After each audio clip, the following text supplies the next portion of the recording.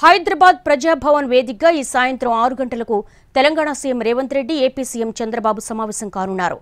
సుదీర్ఘకాలంగా రెండు రాష్ట్రాల మధ్య పెండింగ్ లో ఉన్నటువంటి సమస్యల పరిష్కారమే లక్ష్యంగా ఈ సమావేశం జరగబోతోంది.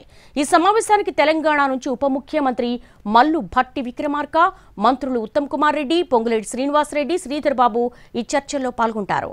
ఇక ఏపీ మంత్రులు పయ్యావుల కేశవ్, అనగాని సత్యప్రసాద్, బీసీ జనార్దన్ రెడ్డి, కందుల దుర్గేష్ హాజరవుతారు. సమావేశంలో పాల్గొనేందుకు ప్రజాభవన్కు ఉన్నతాధికారులు చేరుకుంటున్నారు. ప్రస్తుతం అందరిలో కూడా ఒకటే ఆసక్తి నెలకొంది. రెండు రాష్ట్రాల సీఎంల భేటీ సుహృద్భావ వాతావరణంలో సమస్యల పరిష్కారం దిశగా సాగాలని అందరూ ఆశాభావం వ్యక్తం చేస్తున్నారు. తెలుగు రాష్ట్రాలు విడిపోయి 10 ఏళ్లయింది.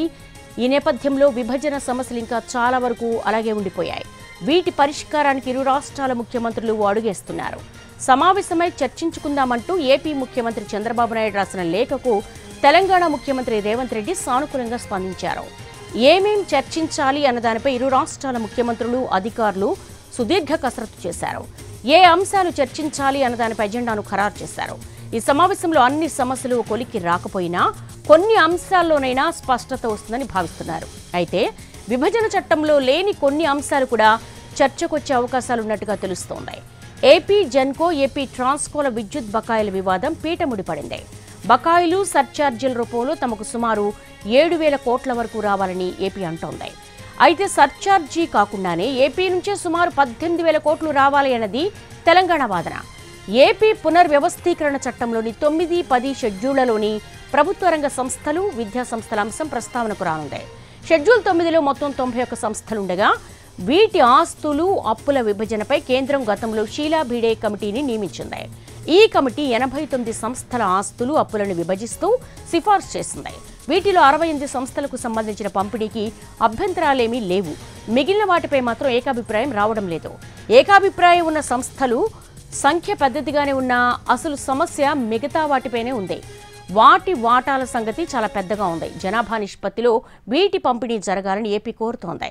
దీనికి తెలంగాణ ఒప్పుకోవటం లేదు. ఎక్కడున్న సంస్థలు వారివే అని, ఇలా కాకుండా చట్టానికి మార్పు చేయాల్సి ఉంటుందని పేర్కొంటోంది. అలాగే ఏపీఎస్ఆర్టీసీ, అలాగే ఏపీ స్టేట్ ఫైనాన్స్ కార్పొరేషన్ వంటి సంస్థల ఆస్తులు, అప్పుల విభజన చిక్కుముడిగా మిగిలింది.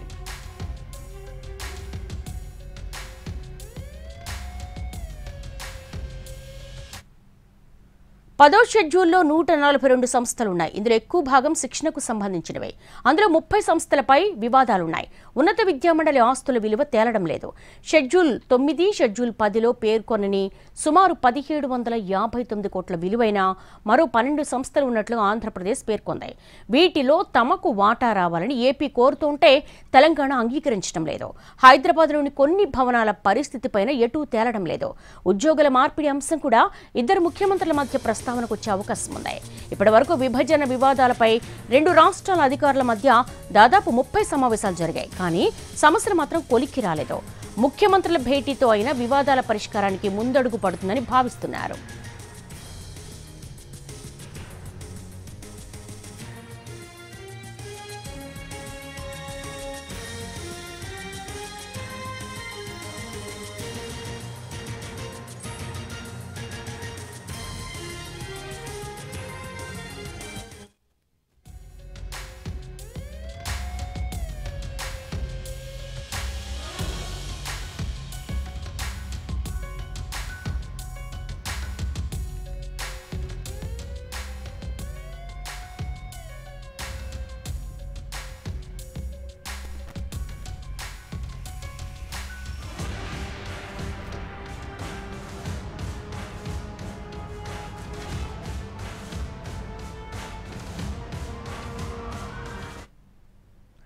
తెలుగు రాష్ట్రాల ముఖ్యమంత్రుల భేటీపై సర్వత్రా ఆసక్తి నెలకొంది. ఇందులో ముఖ్యంగా 6 డిమాండ్లను తెరపైకి తెస్తోంది తెలంగాణ సర్కార్. రాష్ట్ర ఏర్పాటు తర్వాత ఆర్డినెన్స్ ద్వారా ఆంధ్రప్రదేశ్లో కలిపిన 7 మండలాలను తిరిగి తెలంగాణలో చేర్చాలి అనేది మొదటి డిమాండ్. భద్రాచలం పంచాయతీ మినహా దానిని ఆనుకుని ఉన్న మిగిలిన పంచాయతీలను ఏపీలో విలీనం చేశారు. దీంతో భద్రాచలం పట్టణం ఒక ద్వీపకల్పంగా మిగిలింది. ఏపీ సరిహద్దు పంచాయతీల్లో ప్రాథమిక పాఠశాలలు మినహా హైస్కూల్ కూడా లేదు. ఇంటర్, డిగ్రీకి వెళ్లాలంటే చింతూరు, రంపచోడవరం వైపు వెళ్లాలి. దీంతో విద్యార్థులు 10వ తరగతితోనే చదువులు మానేస్తున్నారు. సరిహద్దు గ్రామాల్లో పోలీస్ కేసులైతే రిమాండ్కు జైలుకు వెళ్లాలన్నా ఇటు రంపచోడవరం, పాడేరు, రాజమండ్రి వెళ్లాల్సి వస్తోంది. పక్కనే ఉన్న 5 పంచాయతీలు తెలంగాణలో లేకపోవడంతో భద్రాచలం పుణ్యక్షేత్ర అభివృద్ధి ప్రశ్నార్థకంగా మారింది. దీంతో ఈ 5 పంచాయతీలను తెలంగాణలో కలపాలని కోరుతోంది తెలంగాణ.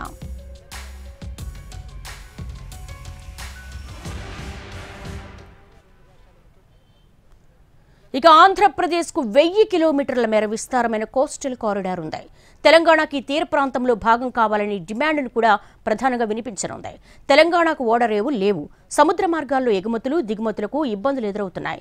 అందుకే ఏపీలోని కృష్ణపట్నం, మచిలీపట్నం, గంగవరం పోర్టుల్లో భాగం కావాలని అడిగే ఛాన్స్ ఉన్నట్టుగా తెలుస్తోంది. ఈ డిమాండ్పై ఏపీ ముఖ్యమంత్రి, మంత్రులు ఎలా స్పందిస్తారో చూడాలి.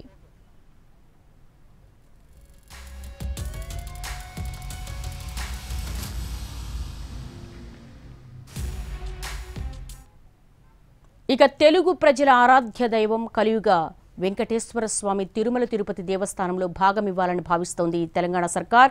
పాలక మండలి తెలంగాణకు కూడా సమాన ప్రాధాన్యత ఇవ్వాలని డిమాండ్ చేస్తోంది రేవంత్ సర్కార్.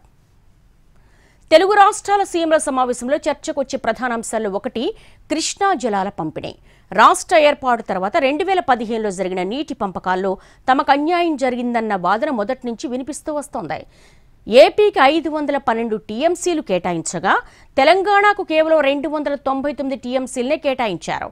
ఇప్పటికీ అదే కొనసాగుతూ ఉండడంతో రాష్ట్రంలో కొత్తగా ఏర్పడిన కాంగ్రెస్ ప్రభుత్వం నీటి వాటాలపై కొట్లాడేందుకు సిద్ధమైంది.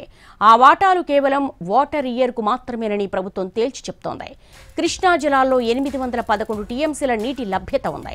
అంతర్జాతీయ నీటి పంపిణీ సూత్రం ప్రకారం క్యాచ్మెంట్ ఏరియా నిష్పత్తిలో నీటి పంపకాలు జరగాలి. అదేవిధంగా తెలంగాణకు 558 టీఎంసీల నీటిని కేటాయించాలని డిమాండ్ చేస్తోంది తెలంగాణ. తెలుగు రాష్ట్రాల మధ్య విద్యుత్ బకాయిల పేచీ ఎటూ తెగడం లేదు. రాష్ట్ర అవతరణ అనంతరం 2014 జూన్ 2వ తేదీ నుంచి 2017 జూన్ 10వ తేదీ వరకు ఏపీ జెన్కో నుంచి తీసుకున్న విద్యుత్కు గాను 3,441 కోట్లను సకాలంలో చెల్లించనందుకు ఆలస్య రుసుము సర్ఛార్జీ కింద మరో 3,315 కోట్లు చెల్లించాలని ఏపీ అడుగుతోంది. మొత్తం 6,756 కోట్లు చెల్లించాలంటోంది. అయితే ఏపీ నుంచే తమకు 17,828 కోట్లు రావాల్సిందని తెలంగాణ చెప్తోంది.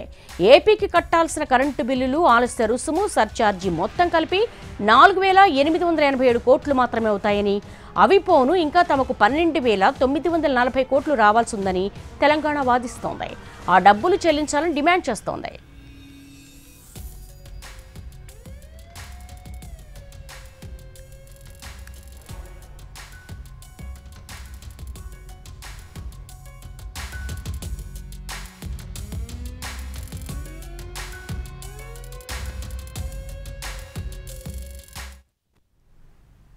హైదరాబాద్ హెర్మిటేజ్ భవనంలో ఏపీ మంత్రులు, ఉన్నతాధికారులు సమావేశమయ్యారు.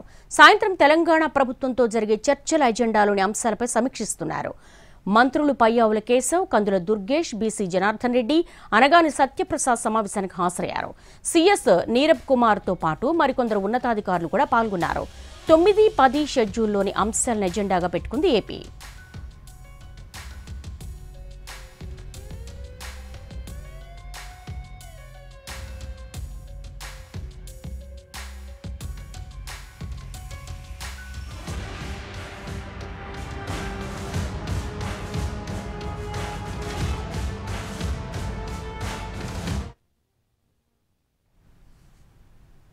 ఏపీ తెలంగాణ ముఖ్యమంత్రుల సమావేశంపై మాజీ మంత్రి వైసీపీ నేత బొత్స సత్యనారాయణ స్పందించారు. పోర్టుల్లో, టీటీడీ ఆస్తుల్లో తెలంగాణ ప్రభుత్వం వాటాలు కోరుతున్నట్లుగా వస్తున్న వార్తలు ప్రజలను ఆందోళనకు గురిచేస్తున్నాయన్నారు బొత్స. పారదర్శకత కోసం ప్రజలకు వాస్తవాలు తెలియడానికి ముఖ్యమంత్రుల సమావేశాన్ని ప్రత్యక్ష ప్రసారం చేయాలన్నారు. ఈ అంశాన్ని పరిగణలోకి తీసుకోవాలని కోరారు బొత్స.